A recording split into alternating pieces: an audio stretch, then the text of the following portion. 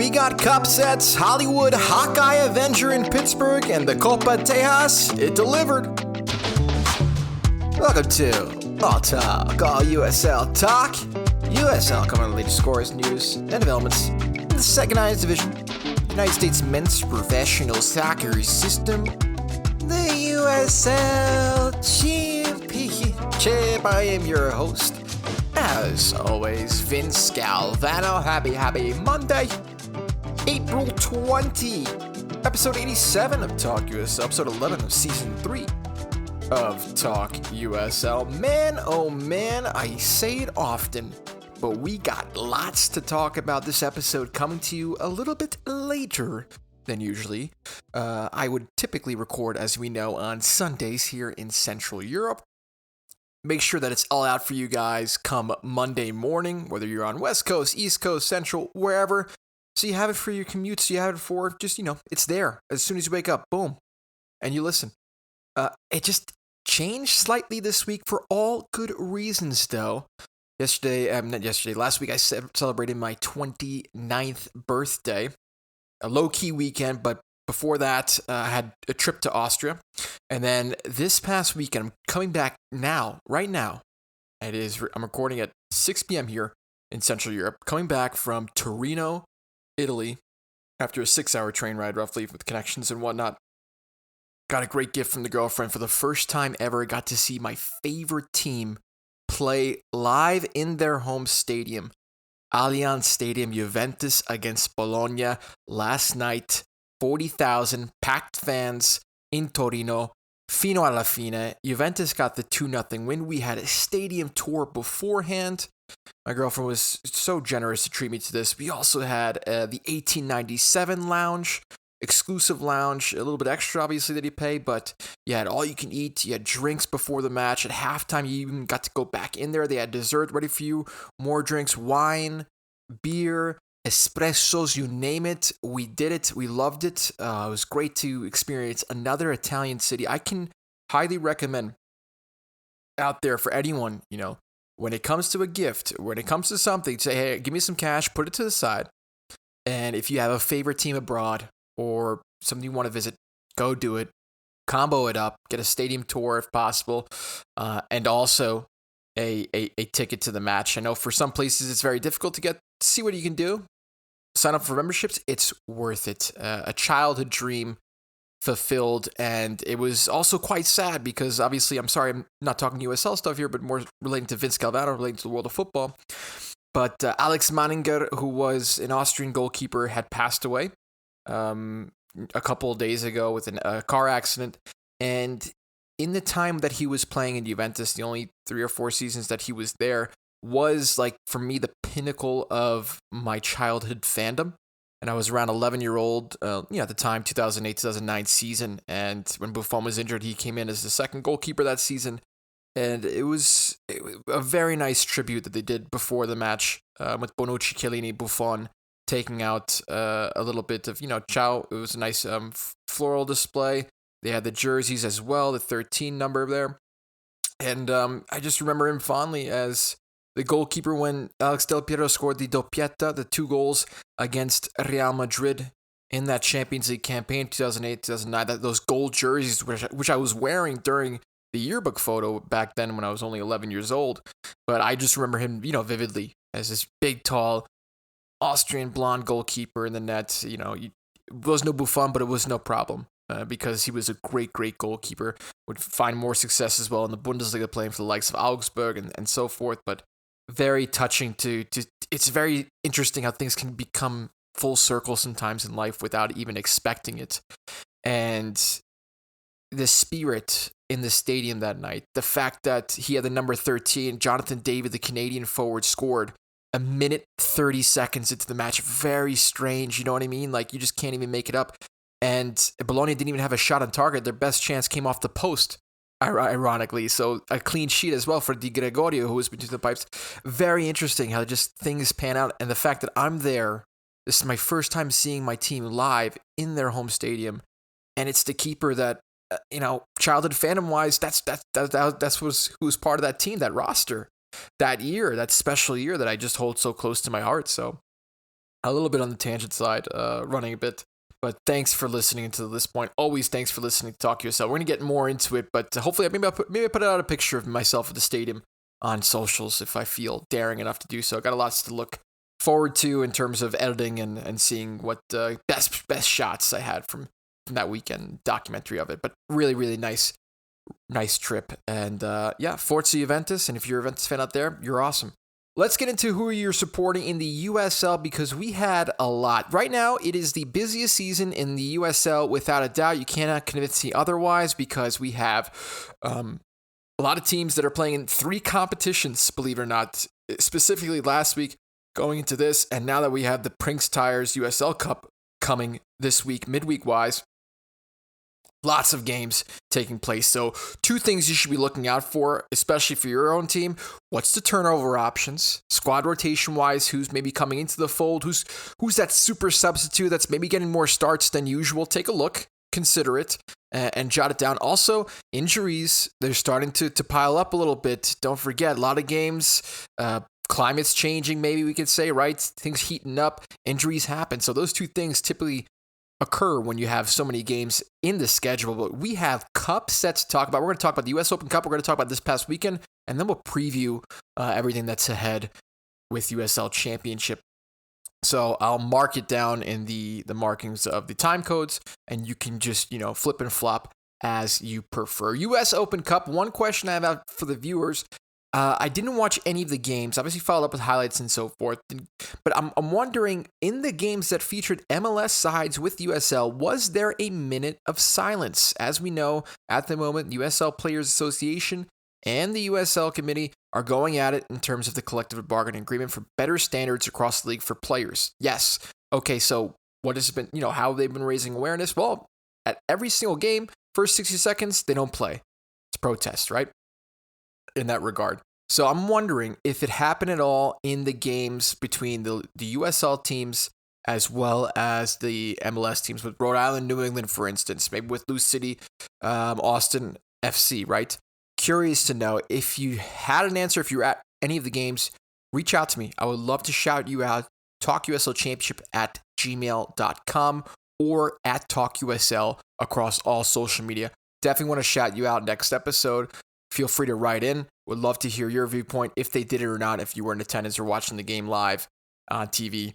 What was it? What happened for those first 60 seconds, how they showed it, if it was the case.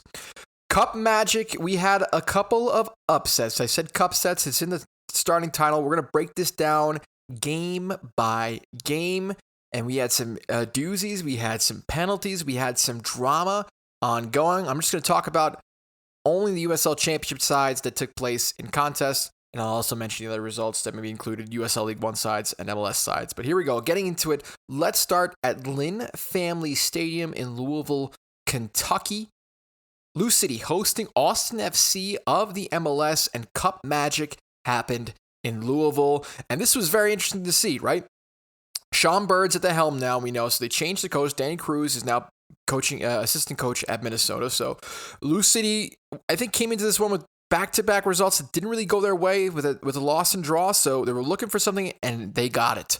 First half fire, carrying LouCity past the MLS opposition. They came out flying under the lights at Lynn Family Stadium, immediately taking the game to Austin FC. Intensity, purpose, and that breakthrough arrived in the 26th minute when Sean Tosh rose highest to head home a Taylor Davila corner. Who else but Tosh? The guy is a legend for the Royal Purple, and rightfully so. And here's another proof point right here. Coming up, rising, and meeting that header very nicely. Good job to him. 1-0 for LouCity. And then 6 minutes later, the double lead, Tola Shawunmi muscling past his defender, finishing a Manny Perez cross. Dominant stretch that left Austin stunned. And it was holding on from there. Austin FC flipped the script in the second half. They pushed Louisville deeper. Obviously, what do you expect when you have a 2-goal advantage? You want to hold on to the Tournament Cup game. That paid off eventually, that pressure, in the 70th minute when CJ Fadre headed home a Joseph Rosales delivery to cut the deficit. But from there, all about survival. 20 minutes to go, no problem for LouCity. They sustain that pressure. They advance to the next round of the US Open Cup against MLS opposition. Key points and takeaways from this one. Well, How about this? Massive confidence boost for Louisville against the top-tier MLS competition, and the set pieces proved crucial. Both Louisville goals coming from well-executed deliveries, we could say, from either the corner kick play or off play. And Sean Tosh set this tone early. Taylor DeVille pulled the strings in the midfield, delivering the assist in the opener, helping Louisville transition effectively. Hugo Farou in goal. He held strong under pressure, helping Louisville weather a relentless second-half storm. So can Louisville compete with MLS teams consistently? On this evidence, absolutely. They showed they can match the MLS sides with intensity, organization, and clinical execution. The bigger question is consistency, but performance like this prove that the gap may not be as wide as many think. They had 7 shots on target compared to Austin FC's 3 shots on target. Both had expected goals of about 1.44. 9 corner kicks of the night in favor of Louisville, 7 for Austin FC. Simon Bird, though, the head coach for Louisville, praised the side's mentality, resilience, talked about the team's character, willingness to grind through a difficult second half. Players echoed that sentiment. Confidence hugely high after what they felt was a deserved result, despite Austin's late push. Source there, LouCity Communications. Congrats to LouCity. They make it to the next round of the U.S. Open Cup. Things almost went as planned for Rhode Island against New England. Last gasp drama, we can say. This one took time to get going. There was only 2 shots in the first half. There was a combined total, I've never seen this how low, as expected goals of 0.03. So if you watched that first half, I apologize for you guys. That's rough. But second half certainly delivered, and then some. You had even free football in this one.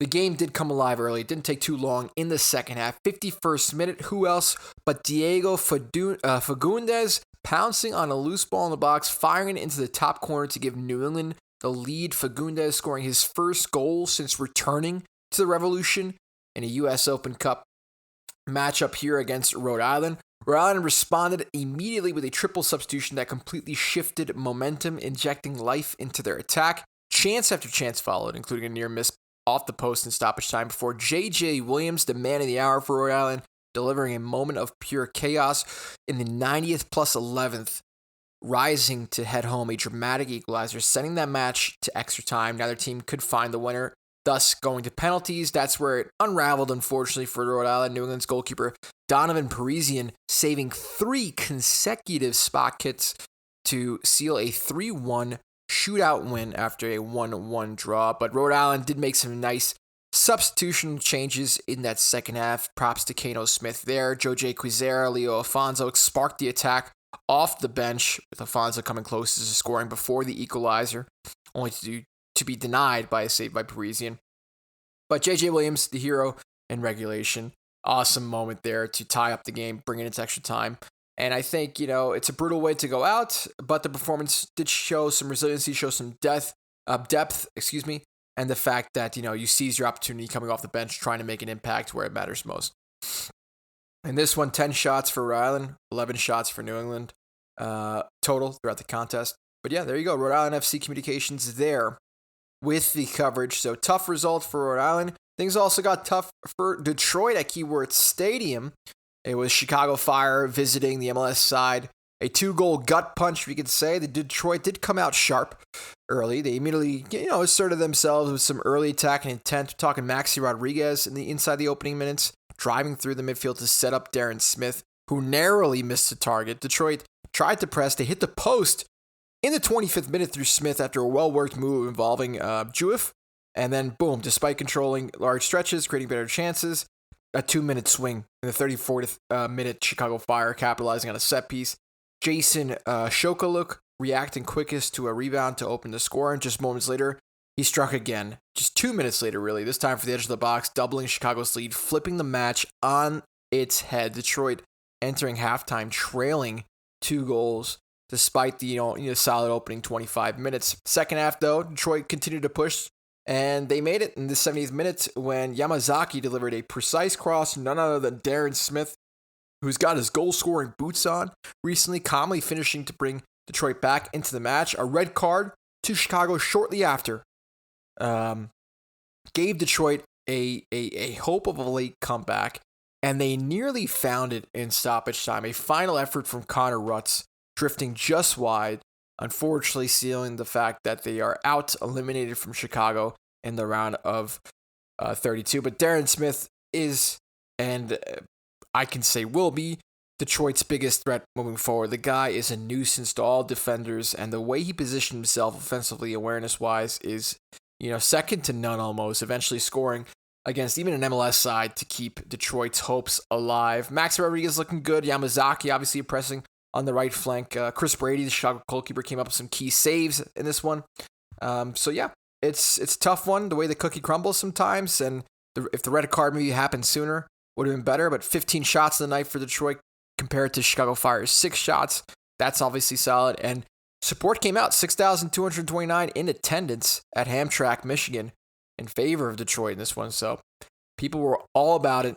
As always, Le Rouge has a great support behind them. Colorado Springs Switchbacks. Whoa, taking on Sporting Kansas City at Widener Field in Colorado. The 2024 USL champions making some magic, shocking with a great statement performance in this one. They made no time in terms of making their presence felt against Sporting Kansas City. Creating early chances, setting an aggressive tone. 12th minute, who else but Juan Tejada finishing off a sharp attacking move in the 12th minute, sliding home after a strong one down the left by Mazareka.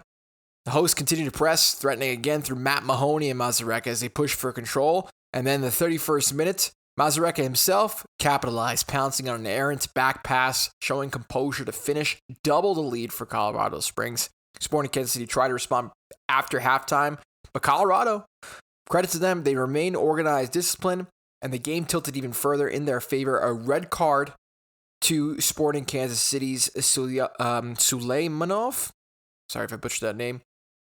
He gets a red card in the 78th, and then Corey Bennett seals the result. 3 goals, and they advance in the 83rd minute. Props to him. Calmly finishing that defensive breakdown with a man in favor to cap off a dominant 3-0 victory, sending the Switchbacks into the round of 16.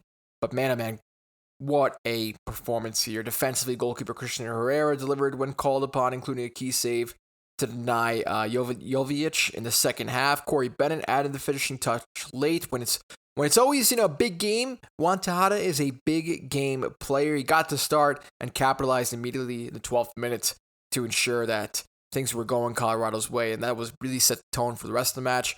Was this an upset or a sign of things to come? This felt bigger than just a cup upset. Colorado Springs didn't just edge this, they controlled it. If they can replicate a level of this intensity, they're a team that can make perhaps serious noise, obviously in the USL season, but here right now in the US Open Cup. Props to Nicholas Murray of USL Championship for the coverage there. You're going to love this, and maybe I should even put this in the title notes, but I should have even said it beforehand. We had a legend of the game make his Minnesota United debut against Sacramento. Who other but than the Colombian captain, James Rodriguez, getting his first start for Minnesota here. How awesome is that? The fact that the guy who scored the best goal of the 2014 World Cup is here in Sacramento against the USL side, making his first start for Minnesota. That's awesome. This one would be a hard-fought battle for sure. 0-0 pretty much. It was a battle of patience, precision, missed opportunities. They came through playing a tense, tightly contested 90 minutes. Minnesota had the better looks early. They forced saves from Vidiella, even hitting the post. While Sacramento eventually grew into the game. Dominic Vonner, Forster Ajago, both coming close but unable to convert. And then extra time only intensified the drama, both teams pushing for a winner. Vidiella stepping up big for Sacramento with multiple saves to keep the game alive. At the other hand, Sacramento carved out their best chance late as Vonner found space in the box, the German, only to be denied by a crucial save. Deadlock, 120 minutes, no result. We go into penalties that stretches to 12 rounds. Sacramento had 2 golden chances to win it, but couldn't capitalize. One of their shots saved, another off the post. In the end, Minnesota held their nerve, converting for a decisive penalty win at 9-8 after a 0-0 draw to end Sacramento's cup run in heartbreaking fashion. So a marathon of a PK shootout not going your way. Michel Benitez delivered a crucial defensive play, though. Props to him throughout the regulation time. He did have a nice goal-bound header off the line that he cleared to preserve the clean sheet. And yeah, elsewhere, Dominic Vonner, as always, heavily involved for Sacramento. He's been one of the best players so far this season, and Vidiello between the pipes is always going to do the best he can, and had a clean sheet in this one. But how do you recover from a loss like this? It's tough. It's very tough, but hopefully from here on out, Sacramento can channel that performance, because pushing an MLS side to 12 rounds of penalties and extra time also shows the team has some serious quality. Amidst big headlines like James Rodriguez, a World Cup star, former Real Madrid player, making headlines and playing in your stadium, making the first start. So props to them. Nicholas Murray, USL Championship with the coverage. New York Red Bulls against Pittsburgh Riverhounds at Sports Illustrated Stadium, formerly Red Bull Arena.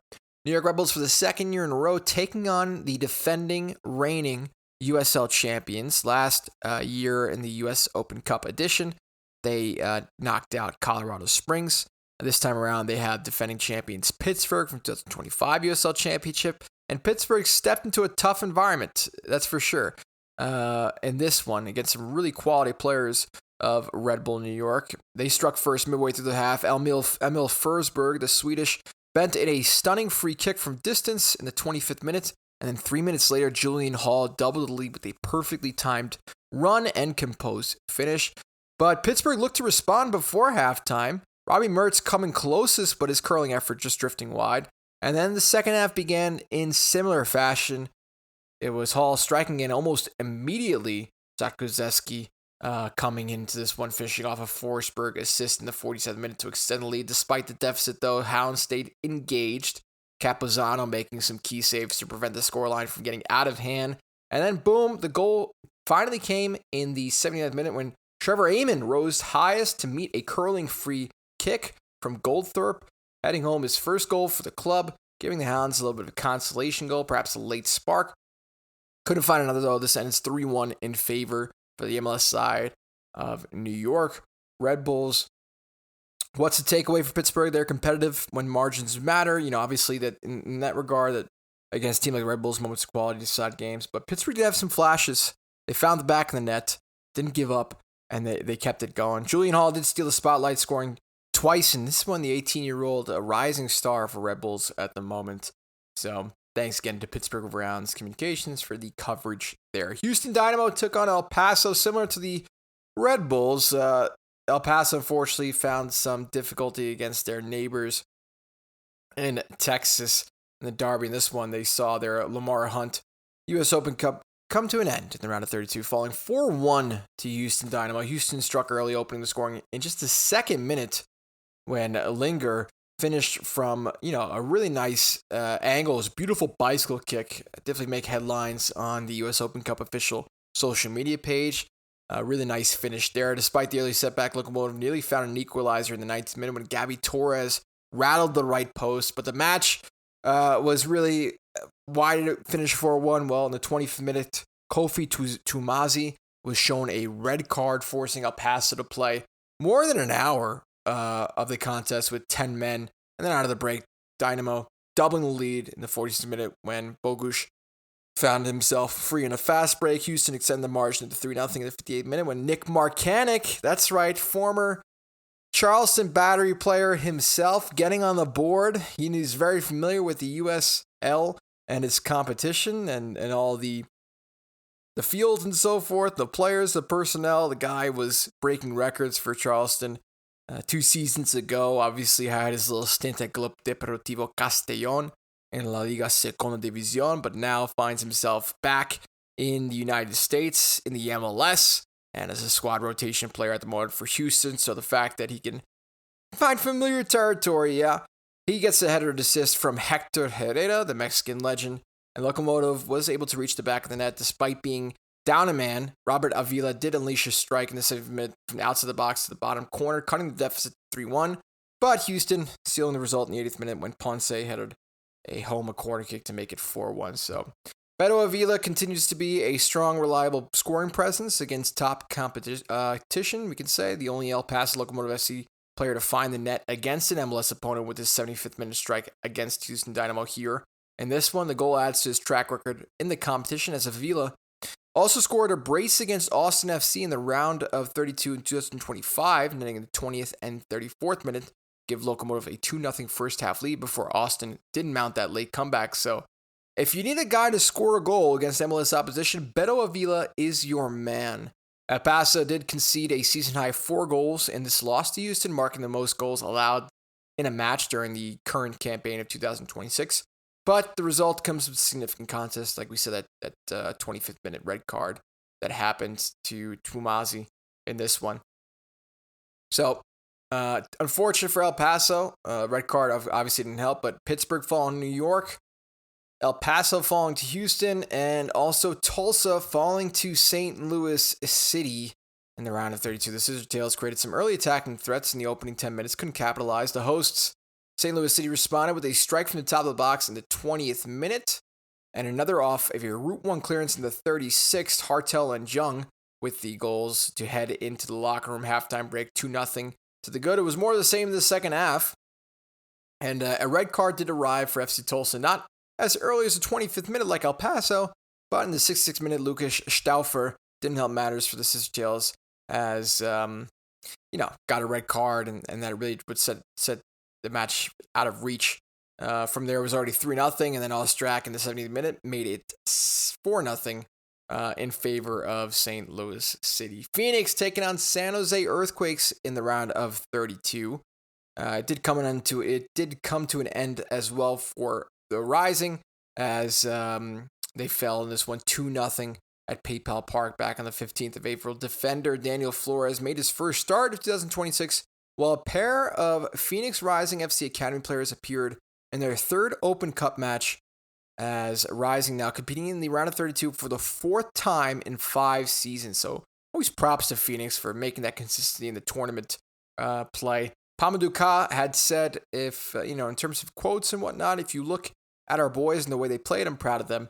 It was not meant to be, but what we can do is put our heads up. We have another game in Miami, and we'll be ready to go battle for 3 points there. The schedule doesn't let up for Rising, as well as a lot of these teams. They now travel across the country. So after this game against San Jose, they went this past weekend to take on Miami to close its third 3-match week of the 2026 season. Kickoff for that one was on 4 p.m. against Miami. But besides the point, tough loss. In this, when the club kicked off its run back on March 17th, they did, get the 4-0 win against San Ramon FC at 38th Street in Washington. Antonio Capetillo became the youngest goal scorer in club history that night as he capped off Rising's first win of 2026. You remember, second round, it was Rising that knocked out Orange County, where defender Alexander Vukovic netted the match winner in the first half of extra time. And Kaz Club finished its 2026 Open Cup run with 6 goals scored by 5 different players. Vukovic led the way with 2 goals. Juan Carvajal, Capetillo, Hope Avayevu, and Gunnar Stutenhoft each netted a goal each, so that's great. And so you look at it, there's positive aspects you can certainly take forward, summing up the cup there for Phoenix Rising. Thanks again for a little bit of that coverage from them. Interesting way to give a little bit of coverage, summing up the cup from that side of things. So also, John Morgan on FC Tulsa website, thanks for the coverage there against the match against St. Louis. So that's how things had gone for the USL Championship sides. There were other teams in play, USL League One and MLS. Westchester took on New York City FC. They lost that one 2-5 in a 7-goal thriller. Colorado Rapids defeated Union Omaha 1-0. FC Naples lost to Orlando City 1-0. Charlotte FC took out their derby, their inner-city rivals, Charlotte Independence, 6-0. That one. Chattanooga FC losing to Atlanta United 1-3. What's crazy is for the matchup between DC United and One Knoxville, that rallied both regulators. It was a 3-3 thriller, and One Knoxville, USL League One side, defeated DC United 6-5 in a penalty shootout after a thrilling 3-3 game, buoyed by the traveling contingent of supporters group, the Scruffs. One Knox proved a match for the 3-time Open Cup title winners as players like Kryochenkov, who scored twice, goalkeeper John Burke, who made a key save to start the 6th round of the shootout. So some solid memories there for One Knoxville. They find themselves knocking out an MLS team, a huge cup set for USL League One side. Some first-time memories as well. I mean, if there was a game summed up about everything the Open Cup embodies, it might have been the FC Naples game the narrow 1-0 defeat of FC Naples against Orlando. Facing an MLS club in the competition for the first time, FC Naples was an outstanding, before a sellout crowd of 4,782 people at Paradise Coast Sports Complex. They denied a second half equalizer and a tight goal line clearance call, as the atmosphere around the venue, led by Barra de Naples 239, provided a vibrant backdrop to the contest. So that's always things you like to see. Let's take a look at the matchups for the round of 16, and it's coming quite close.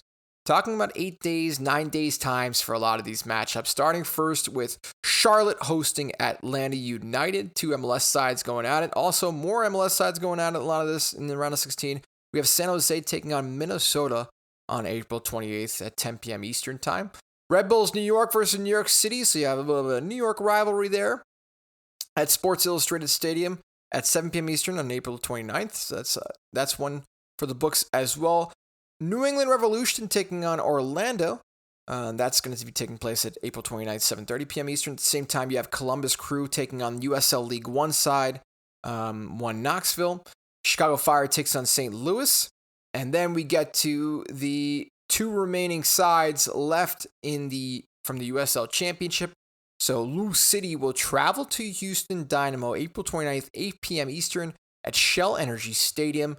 5 Pacific there. That should be a doozy. And then an hour later, the Switchbacks in a Colorado derby matchup against the Rapids, visiting Dick's Sporting Goods Park in Commerce City, Colorado, 9 p.m. Eastern, 6 Pacific there. So let's go Louisville. Let's go Switchbacks. We can even give a shout out to one Knoxville. Those are your 3 remaining USL sides left. 2 remaining USL Championship sides left. LouCity and the Switchbacks. Let's hopefully ensure that one of those teams, even possible 2, make it to the quarterfinals. We'd love to see that. All that, by the way, is on CBS Sports Network, Golazo, and Paramount Plus, divvied up between the 3 of those. Check your listings for the matches. Let's get into the USL Championship now, 32 minutes into the podcast recording episode. Goal of the week. Man, oh man, it was a tough one. I thought it would have been Alder Sanchez in that game with Rhode Island taking on Lexington back on April 11th. He made a ridiculous, carry the ball about 30, 40 yards and a ridiculous finish from distance to open the scoring, as Rhode Island really claimed its first win of the regular season in stunning fashion against Lexington. I thought that was a shoo-in, but it's the man with the hammer, Thor Lefor Ulfarsson, the Icelandic forward, contributing to a really nice passing move, nice play all around from Loudon in the match against LouCity before finishing emphatically for his second goal of the game that night at Segra Field on the 10th of April. Got 47% of the fan vote in this one against 41% of Alder Sanchez. So props to Ulfarsson, the guy who's swinging his hammer right now in Virginia, is making headlines as well when it comes to goal of the week. The other 2 were Stefan Stojanovic of Brooklyn, the matchup against Charleston, and you also had Aaron Guillen of Las Vegas against Sacramento, but not much of the fan vote there. Props to Ulfarsson for getting the goal of the week this time around. Let's get into, we could say, match day 7. Birmingham. We're going to talk Birmingham first. We're going to talk Copa Tejas, of course. We're going to talk about Hollywood Magic in Pittsburgh. It's been really awesome to know that Hawkeye was in attendance there. Doing a little bit of promotion. We'll talk more about that. I want to talk Birmingham because last time around I didn't even capture Birmingham because it was a game that took place sort of late into Sunday going to Monday, so I recorded beforehand. But it was the game against Birmingham. It was a game against Pittsburgh at Protective Stadium late on. I think it was Sunday night, if I'm not mistaken. Yeah, Sebastian Tregarthen was the one who scored the only goal in that one in the 24th minute as they took home a 1-0 victory against Pittsburgh at Protective Stadium. It was the first win and victory of the 2026 USL Championship season for Birmingham Legion. And then in this one, they fought tooth and nail against Indy 11 back-to-back, just trading blows between the 2 sides for this past weekend. Birmingham Legion controlling the first half, making count just before the break. Tyler Pasher, who else but him, converting from the spot in the 39th minute after Romario Williams was brought down in the box. Indy 11 nearly responded immediately, but a sharp save from Koilat kept the hosts in front at halftime. The momentum flipped after the break. Edward Kitsa leveled things up with the superb volley in the 68th minute And Josh O'Brien completed a turnaround in the 81st minute for Indy 11 with a close range finish. It looked like it was all done and dusted. Indy 11 would be walking out of Alabama with, 3 points to the good. But Birmingham had the final say. Sam Mickelhatton with the 89th win equalizer to tuck home a cutback and secure a 2-2 draw. Indy's second half surge flipped the match, but they couldn't just, close it out late. Birmingham continuing to drop points from winning spots, though they rescue one here. And player performances-wise, obviously, got to mention Tyler Pasher leading the way from Birmingham, scoring from the spot, pulling the strings. 7 chances created on the night, completing 62 of 66 passes to the good. So props there. Solid back-to-back results for Birmingham. 4 points from 2 matches. What more could you really ask for, besides 6 points, obviously? But let's talk about Hollywood going Pittsburgh. Pittsburgh finding an identity at home. Let's talk about them. It wasn't just a win, it felt like a full-on scene. You got a rainy night at Highmark Stadium. City's packed with other sports going on. Somehow you got Jeremy Renner in the building with the mayor of Kingstown crew. Current series that he's on at the moment. I haven't even heard of it. It's a thriller series on its 4th season. IMDb an 8.2 rating. You're looking for maybe a new series. But I'm watching the Pitt myself with Noah Weil, so obviously Pittsburgh at the moment quite high. But this one's in actually Michigan. The McCluskey family are power brokers tackling themes of systemic racism, corruption, and inequality in Kingstown, Michigan, where the business of incarceration is the only thriving industry. Jeremy Renner's this one. Edie Falco is also in it from The Sopranos. She played Carmela for years and years in The Sopranos. So, Mayor of Kingstown on Paramount Plus. So it also arrives a little bit with the USL, obviously. But yeah. So, okay. So they're in support for Detroit. Makes all sense now. I don't watch the show. If you watch the show, I'd be curious to know if you like it or not. But he was present at Pittsburgh Riverhounds match against Detroit back on the 18th of April, showing support there. He was seen in one of the luxurious suites during the USL Championship game, joined by members of the cast and production team from his series, Mayor of Kingstown. He had a nice tall boy in the hand. He was wearing a Pittsburgh jersey, which is really cool to see. But it makes sense now they took on Detroit. But is he from Pittsburgh? I don't even know. Jeremy Renner, what's his deal? Or was it more just a... Where is he from? He's from Modesto, California. Does he have any affiliation at all with Pittsburgh? It just felt so random. No, I'm not seeing anything. I'm not seeing, but hey, also very cool when you have an Avenger, famous actor in the stands. We always talk about Jack Harlow at the stands for LouCity, but take a look at this one. Famous actor Jeremy Renner in attendance there. It was pretty cool to see. The game starts 2 minutes in. Albert Deekwa scores. Perfect start for Pittsburgh. Settles everything immediately. And from there, leaning into their identity, Detroit actually had a lot of the ball. 70% round possession-wise. But Pittsburgh didn't care. They weren't trying to dominate. They were just trying to disrupt press, punish mistakes. And that's exactly what happens in the second goal. Relentless pressure forces an error from Detroit keeper. Guess who's there again? Deekwa. Alert, aggressive, ready. Chico in the house, bracing the night. Pittsburgh's in control. Detroit does push back, especially the second half. They start throwing numbers forward, getting more desperate. That's where Nico Capozano steps up big with some key saves to keep the lead intact. Late in stoppage time, Detroit finally breaks through. Smith gets on the... Who else but Smith? Gets on the end of the cross, heads it back across goal, and it's Egbuchulam who's there to finish it from close range, but it's too little, too late. And, it's a fun wrinkle. I think the rivalry itself never produces goals, but a 2-1, that's basically saying a shootout between these two. But it felt like vintage, Pittsburgh in this one. Obviously, since Dick was back, scoring quite well. He was quoted before, I think, after the game, saying that in warm-up he was not hitting any of his shots because the rain, slick surface, but he made it count when it mattered most in the game itself. So there you go. Vintage Pittsburgh in the say, and some celebrity stardom in the night with Jeremy Renner rocking his black and yellow covers in favor of Pittsburgh. And then let's talk about Copa Tejas. One of the best rivalries in the USL Championship is El Paso taking on San Antonio. San Antonio versus El Paso. It's clash of the campaign. Southwest University Park this time around. El Paso hosting. Texas rivals have passed the rivalry trophy back and forth over the course of the past 5 seasons. San Antonio's sweep of the series last year included a rampant 5-2 victory in the final day of the regular season. as Toyota Field regained the trophy after El Paso's victory in 2024. This season, though, more than just a rivalry at stake when the teams square off, and I'm meaning that Locomotive is the last undefeated team standing in the Western Conference through its first 5 outings. San Antonio is sitting behind them a point in the top 3. It's really not often you get such a nice layout for a perfect derby matchup. So Locomotive's 5-game undefeated start to the campaign, which has been solid so far, right? You talk Hartford Athletic, they had 4 consecutive victories, a 4-0 win last time around. El Paso tied for the league lead with 14 goals. Rubio Rubin, Amando Moreno, each having bagged 4 apiece, which is crazy. San Antonio looking for a little more fluidity in this one. They have been also undefeated in its 5 games. They suffered the first loss against OC. We talked about that last time around. And it was a moment that we can say may have been coming. San Antonio underlying numbers don't paint a great picture with the side ranked 21 in the league with a 9.05 expected goals against mark. But, one of the visitors need to snap out of it. Midweek work, one advantage San Antonio had was that full week of preparation after its early exit in the U.S. Open Cup. El Paso was in action against Houston Dynamo. We talked about it, right? They lost 4-1 on the road in the middle of the week, so they had to, recalibrate quickly after that one. San Antonio has historically had the upper hand of the rivalry overall, posting a 7-4-4 record against El Paso. Both clubs in early contention for that top spot in the Western Conference.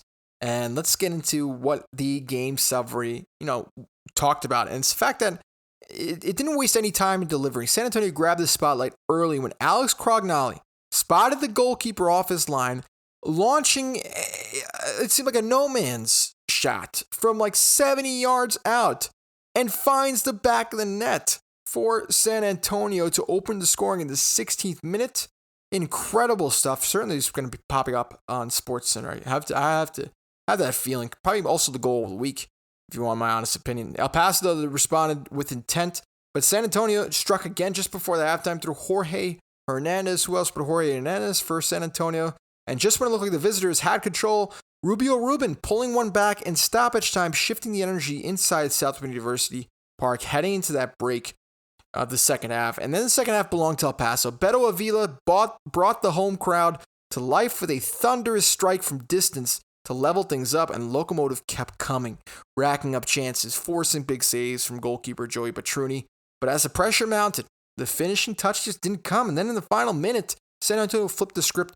Christian Pirano finding the space and squeezing home the winner to seal a dramatic 3-2 victory in a true Copa Tejas classic. Man, oh man, and they extend the record to 8-4-4 in the overall series. El Paso loses for the first time this season, and at the hands of their rivals. So what a game for San Antonio. Christian Pirano was the difference maker, delivering that 90th minute winner. After the match, he summed up the moment saying, quote, "It was an incredible feeling. I'm very happy, and I just hope that there's more to come." His impact went beyond the goal, stepping up in the biggest moment of a high-intensity rivalry clash. Talk about Rubio Rubin. He didn't shy away from the missed chances. He admitted, and quote, "As attacking players, we have to hold ourselves to a higher standard. I had a couple in the second half that I should have finished, and those moments could have changed the outcome." But 3-2 here. El Paso getting their first defeat of the season from their rivals, San Antonio.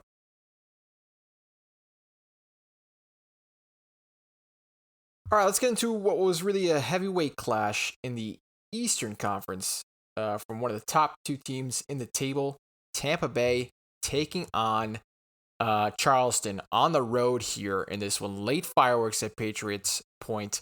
This is, when you talk about a tactical takeaway, this one's worth pausing on for a second. It wasn't just a 1-1 draw between these two sides, but it was more of a coaching battle. Dominic Cachado switching Tampa into a back 3. A lot of things kind of happening. Ben Pierman also doing really good tactical adjustments. Kind of like walk you through here. Charleston come out flying in this one. High press. They win the ball in dangerous areas in the final third. They're using the wide players to stretch Tampa early. And for that first stretch of the game, momentum all for Charleston. And then you see the adjustment. Dominic Cachado switches Tampa into that back 3. Everything sort of just kind of changes there. Suddenly, more comfortably building out. Wingbacks can push higher. They actually start finding their attacking players. It's not random. It's a coach reading the game in real time. Both benches would then get involved. You got Mateusz, Oliveira coming in, creating the equalizer. Martinez finishing it on the other side, which is really good to see. Charleston subs hitting the post, creating chances. So now it's not just tactics, it's depth impacting the match. Charleston becoming one of the most aggressive pressing teams in the East. And Tampa, they're showing they're not just good, they're adaptable. And honestly, this is where the league is going. It's not talent, it's, in-game adjustments, tactical flexibility, coaches actively shifting momentum. And for most of the night, it was about control without reward. I think the match finally came alive late, we could say. Rowdies did strike first in that 80th minute through Sebastian Cruz, but Charleston answered immediately. Douglas Martinez rising to meet a Nathan Messer corner just 2 minutes later to level it at 1-1. And that's where they really find success sometimes at Patriots points, is on those corner kicks, on those set pieces. They're typically dangerous Charleston side, Ben Pierman's side. So both teams pushing the final moments. It would end 1-1, settling for the point. It was great. It was a great tactical battle, solid game. Took a while for it to get going, we could say, but there was a lot of chess being played between two standout coaches so far this season. Nathan Messer was key for Charleston, providing that assist on the equalizer, while leading the match with 4 chances created and contributing defensively with clearances and recoveries. But Tampa is still the only team remaining unbeaten. We'll talk about Colorado Springs Switchbacks taking on Monterey Bay. Switchbacks coming off this one, that 3-0 shutout win against Sporting Kansas City in MLS side, one of the 2 remaining sides of the USL Championship, taking on a Monterey Bay side looking for the first win of the season. And Colorado Springs set the tone early and kind of just never let go. Adrian Perez opened the scoring in the 18th minute with a really nice long-range curling free kick that beat the 3-man wall and beat Kieran Dalton, the first guest that we did have on the podcast. If you haven't checked out the interview, make sure to do so. Kieran Dalton did get the start for Monterey Bay, his first USL Championship start in his career since signing for the club. 22-year-old was in between the pipes for Monterey Bay, and this one did make some nice saves, but also did concede a penalty. We'll get into that. Corey Bennett added a second just before halftime. That was the toughest one because Monterey Bay, you could see Jordan Stewart, he got tactically the game, maybe in terms of personnel, you could say wrong or just needed to make a couple of adjustments. And there were a couple of adjustments that we saw in the second half from Monterey Bay's side. But Corey Bennett did add a blow to Monterey Bay at the end of that half. Really nice cross that came in for him. He hits it first time on the volley, beats Dalton, and gets into the net. 2-0. Colorado Springs Switchbacks have the lead into the halftime. Monterey Bay struggling to create really anything in the first half. Went into the break without registering a shot. And the visitors did show a response after halftime. And I think one of the nicest things that I saw from Stewart in terms of how he adjusted the game was simply, dropping off Sebastian Lletget into kind of like a more classic number 10 role. And he did infuse a little bit more energy up top with the substitution of Blancas, with the substitution of Omari Glasgow, just to press a bit better. A bit more energy against Colorado when it came to pressing because, between Paul and Lletget in the opening as, sort of the 2 and the 4-4-2 that they were using defensively, it was easy for Colorado to move the ball around comfortably in that first half. So second half makes the adjustments and there is a change. There's a solid response. They pull one back in the 57th minute through a really nice goal from Elijah Paul on the left side, cuts in the right, curls it around Colin Shuttler. But any hope of that comeback faded quickly. Juan Tejada comes off the bench. This is when you have depth. Colorado, talking about squad turnover and so forth, right? And I think props to Alan McCann because he had some solid. He had Feldberg coming off the bench, Samuel Williams Tejada coming off the bench. So the second half substitutions were, if anything, bringing Colorado back into the control of the game like they had in the first half. And Tejada restored that 2-goal advantage in the 70th minute. And then, just from there on, like 2 minutes later, a giveaway in the midfield. I think it was Nakamura who just lost it out there. And then from there on, it was a great counterattack. Jose Quijane puts through Mazareka.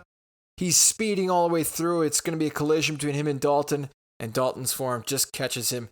And it's a yellow card for Kieran Dalton as USL Championship debut. No red. And it was a penalty kick given to Colorado, and just like that, Corey Bennett tucks it home, sending Dalton the other way, and Colorado wins this one quite comfortably But props, shout outs. Obviously, we had him on as a guest. Great to see that he got the 5 saves. And this one's really nice saves. Could have been 5-1, but he dove down low to deny Feldberg of even increasing the lead for Colorado. For Monterey Bay's side of things, it's still getting used to the personnel. It was great to see Kevin Nadia. He made his debut, the former Feyenoord man, who's currently, I think he's on loan. We talked about him recently, right? The fact he's here, so he made his debut coming off the bench. It's just, still working with the personnel that you got. I think we talked about Dominic Cachado switching to a back 3 for the Tampa game, something that maybe might be useful here for Monterey Bay. I think someone like, honestly, in terms of build-up play from the defensive third, if Nick Ross would drop in, similar to what Jordan Henderson had done for Liverpool, to make a back 3 to allow one of the fullbacks, this one would have been Garcia or Malasevic, to push a bit forward, to help out Gordon and Egwu a little bit in possession. That could be possibly an adjustment. There's potential. And in the first half, I watched this game. In the first half, there was a nice combination. Rebiar is coming back into it. Leggett combined with Ross. They played a nice ball up top to Paul. Paul laid it off. So it's still, you can see, chemistry-wise, things need to build. It's just tough when you don't have your first win. You've only scored really 2 goals this whole season. That came from Wesley Leggett. But now, the nice thing is Elijah Paul has his goal. There were decent second half adjustments from Stewart, I felt, from watching this game. It's just tough that you concede right before going into halftime. And at the moment, you're still searching for that first win. It's a long season. Hopefully chemistry can build, but it also could be, hey, is it time to make a switch, make a change at the coaching helm? That's what's going to happen. We're getting to that point. Typically, as you approach May, sometimes we see some of the first coaches on the chopping board that are taken away. So that also might happen. Look at Sporting Jacks, look at Loudoun, look at Monterey Bay, look at perhaps Las Vegas. Bottom of the table teams, are they making that adjustment now, or are they going to hold off and wait for things to hopefully improve? Sporting Jacks still looking for their first win of the season. They had heartbreak at the death. They dug in, held firm for most of the night when visiting Lynn Family Stadium in Louisville, Kentucky. Christian Oliveras, the goalkeeper of Sporting Jacks, making some key saves to keep Louisville at bay despite relentless pressure. The hosts controlled, possession. They piled up the chances, and the final blow coming in stoppage time. Jansen Wilson, finding space in the box, took a touch around his defender and finished to give Louisville a 1-0 win at the death. So Jansen Wilson making the difference off the bench, scoring the stoppage time winner. Clayton Freeman there, the Florida Times Union, with the coverage. Hartford took on Loudoun in a 0-0 matchup. It was not much going on. The host came out aggressive, forcing pressure. Hartford did create better chances in the opening stages, but goalkeeper Adam Budry coming up with the big multiple saves to keep things level. As the half wore on, Loudoun settled into the match. They tightened up defensively, so the tempo of the second half followed a similar script. Hartford controlled a bit more of the ball. Loudoun stayed compact, looked to strike in transition, but in the end, just finished 0-0. Loudoun earned a hard-fought point on the road. I think both teams were fine with that result. Adam Budry was the standout, making 4 crucial saves to secure the clean sheet. He finished with an 8.1 rating on FUTMOB, the 20-year-old keeper, making 4 saves the night. All inside the box. He acted as a sweeper once, 2 punches, 10 throws, 1 high claim, 15 recoveries, 2 clearances, in total 39 touches in his 90 minutes on the road against Hartford. 2 clean sheets there. Miami taking on Phoenix. Pamadou Ka talked about Phoenix needing to get back to winning ways, and it's Isan Sako who's staying red hot at the moment. They struck early. He struck early in a penalty. In the 8th minute from the penalty spot, Darius Johnson was brought down, and that pretty much set the tone for the visitors. Miami did have a chance before halftime, but Ndongo's effort rattled the post, and Rising just carried the lead into the break. And the second half tilted further in Phoenix's favor. Charlie Dennis doubled the advantage just before the hour mark, reacting quickest to a rebound after Sako's initial effort was saved. Miami did have a lifeline late. They earned a penalty kick, but Arnie Rocha smashed it off the crossbar, and then Rising closed it out with Sako adding his second in stoppage time, 90th plus 3, to break down and seal a 3-0 win. 3 goals, 3 points.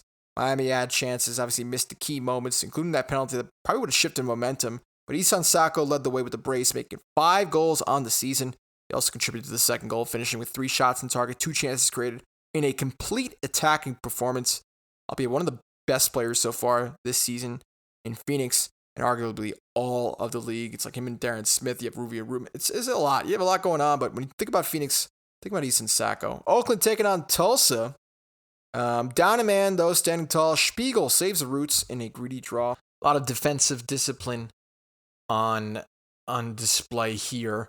Oakland Roots did strike early. They looked in control. They took the lead into the 4th minute when Wolfgang Prentice nodded home a looping header off a long ball from Michael Edwards. I think one of the best social media videos that came out all week was just a live cam of that. Some with their phone right behind. I think it was the official Oakland Roots social media there. It was really just the way that it was caught. Looked really nice. Solid goal from Wolfgang Prentice. They double the lead soon after, but couldn't capitalize. And then just before halftime, I think everything really shifted. It was a red card to Hackshaw in stoppage time that left Oakland down to 10 men heading into the break. And Tulsa, as you know, and when they get to the advantage like that, they're going to capitalize. So the visitors, they piled up pressure throughout the second half, switching it side to side, make sure to work it, putting service into the box. They hit the woodwork twice, forced save after save from the Swiss goalkeeper Raphael Spiegel. The equalizer finally, though, came in the 70th minute when Bailey Sparks headed home from close range. But it still just ended 1-1. Oakland's defensive resilience, led by Spiegel, was the difference in holding on to the point. He was the story, delivering 7 saves to keep Oakland alive while down a man for the entirety of the second half. He denied multiple late chances, including a crucial stop at the final minute, and finished with a negative .65 goals prevented mark in that standout display. Another nil, or I should say another draw. OC taking on Lexington. The battle through a tight, low-chance affair. Lexington's best look came from Javon Brown header that was tipped over the bar. Beyond those moments, though, both sides struggling to create anything clean before halftime. Second half stayed just as compact, but OC had a late chance from a set piece that drifted while Ethan Zubak's header could not find a target. Lexington found space at times, but just lacked that precision in the final third. Match closed out 0-0. Orange County's defense continues to set the tone, though, with 5 shutouts in their last 6 matches across all competitions. Lexington attacking struggles persist with limited quality chances created, but Blaine Ferry was the man of the match, the 0-0er, for Lexington, completing 36 of 40 passes, winning 6 out of 7 duels, adding 11 recoveries. Strong two-way display for sure. 6 out of 8 accurate long balls in the night as well, in terms of 56 touches, 7 total defensive contributions. So both ends of the pitch, 8.0 rating from FOTMob for the 25-year-old American. Shout out to him. Blaine Ferry, there you go. So then we'll get into the league table. What is it looking like? Is there a team still left undefeated? Yes, there is. The only one left is Tampa. They are the last ones, the remaining team after the El Paso defeat to San Antonio. Tampa find themselves in second place in the Eastern Conference. 4 wins, 2 draws with 14 points. At the top of the Eastern Conference with 16 points from 7 matches played is Louisville. Then third place, you got 2 teams tied for third place in the Eastern Conference, Charleston Battery and Detroit City FC. They're the ones with a game in hand, but Hartford and Pittsburgh also have 10 points. They sit just right behind them in that sort of top 6 slot. Then mid-table wise, you have Indy 11 in 7th place from 6 matches played. They have 9 points. Miami FC in 8th place with 9 points as well. Just Indy 11 having the game in hand over them. Then bottom of the table outside the playoff zone, 9th place, you have Birmingham Legion with 6 points from 6 matches. Brooklyn with 6 points from 6 matches. And then you have Rhode Island with 5 points from 5 matches. Loudoun United with 4 points from 6 matches, still searching for their first win of the season. And then you also have Sporting Jacks at the moment with 1 point from 7 matches. On the western side of things, OC and San Antonio, they're 2 tied on points at the top of the table. Right behind them is El Paso with 13 points. And then there's a 4-point difference between third place and the rest of the table. And that 4th, 5th, and 6th, all on 9 points. That's Oakland, Phoenix, and Sacramento. Oakland and Sacramento having 6 games, Phoenix having 7. Oakland and Sacramento have a game in hand. Colorado Springs Switchbacks find themselves in 7th place with 8 points, 2 points in front of the Western Conference champions FC Tulsa of last season. They are in 8th place with 6 points, tied with Lexington in terms of points, as well as New Mexico in terms of points. New Mexico will be happy to know that they have only 5 matches played, so 6 points from 5.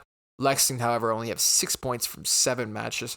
Bottom 2 in the Western Conference is Las Vegas Lights with 5 points from 6 games, and Monterey Bay with 2 points from 7. Still searching for their first win. Monterey Bay, Sporting Jacks, and Loudoun still have not yet got a W in this season so far. But Tampa Bay Rowdies is your defending, I shouldn't say reigning, but just undefeated team. This is how things look. Tomorrow we'll have Brooklyn taking on Sacramento Republic at 5 p.m. Eastern, 2 Pacific. Wednesday, April 22nd, we'll have Rhode Island hosting Charleston Battery at 5:30 Eastern. Same time, or should say same day, and Wednesday, April 22nd, we'll also have Oakland Roots taking on Las Vegas Lights at 8 p.m. Eastern, 5 Pacific. Wednesday, April 29th, El Paso hosts FC Tulsa at 7 p.m. Eastern, 4 Pacific. And then next weekend, or I should say this weekend in the USL, you'll have Loudoun on Saturday, May 2nd, hosting Oakland Roots at 3 p.m. Eastern, 12 Pacific. An hour later, you have Detroit hosting LouCity. Then at 5 p.m. Eastern, couple games taking place, 5 p.m. Eastern, 2 Pacific. Pittsburgh hosts Phoenix, Miami hosts Brooklyn, and Charleston hosts Sporting Jacks. At 5:30 Eastern, 2:30 Pacific, Rhode Island hosts Birmingham on Saturday, May 2nd. At the same time, you have Tampa Bay Rowdies hosting Indy 11. Then at 6:30 Eastern, 3:30 Pacific, San Antonio takes on Colorado Springs Switchbacks. That should be a really good game on Saturday, May 2nd. And then the 2 night games for Saturday will be Sacramento Republic hosting Orange County at 8 p.m. Eastern, 5 Pacific, and Las Vegas Lights hosting Lexington Sporting Club at 8:30 Eastern, 5:30 Pacific. But wait, there is more. I'm sorry, that's coming 2 weeks from now. Apologies. 2 weeks from now. So then what we have this weekend is the Prince Tires USL Cup Round 1, kicking off on Saturday at 2 p.m. Eastern. New York Cosmos taking on Brooklyn FC, a match that, man, if I was home, still in New York, I would love to head over to that one. Monumental game, should be a great one. At 6 p.m. Eastern, same day on Saturday, April 25th, you'll have Loudoun United take on Charleston. Richmond Kickers take on Charlotte Independence. An hour later, Chattanooga Red Wolves will take on Corpus Christi. Then at 7 p.m. Eastern, 4 Pacific on Saturday, April 25th, in Prince Tires USL Cup Round 1. Hartford takes on Rhode Island on CBS Sports Network, 7 p.m. Eastern there. Indy 11 at the same time takes on Union Omaha. Lexington against Forward Madison FC. LouCity against Fort Wayne. Pittsburgh against Greenville Triumph. Westchester against Portland Hearts of Pine. Sporting Jacks takes on Miami at 7:30 Eastern. At Hodges Stadium there. That should be a really good one as well. The Florida Derby. Tampa Bay Rowdies taking on Sarasota Paradise at Al Lang Stadium. FC Tulsa at 8 p.m. One Oak Field taking on One Knoxville SC. San Antonio takes on Birmingham at 8:30 on Golazo Network at Toyota Field. 8:30 Eastern, 5:30 Pacific. 9 p.m. Eastern, 6 Pacific. New Mexico United take on AV Alta FC. Monterey Bay, an hour later, will take on Oakland Roots at Cardinale Stadium. Then at the same time, you have Orange County, 10 p.m. Eastern, taking on El Paso Locomotive, 10 p.m. Eastern, 7 Pacific. Same time, Phoenix Rising takes on Colorado Springs Switchbacks. Sacramento takes on Spokane Valley, Velocity, and then the last game on Saturday will be Las Vegas Lights taking on Athletic Club Boise.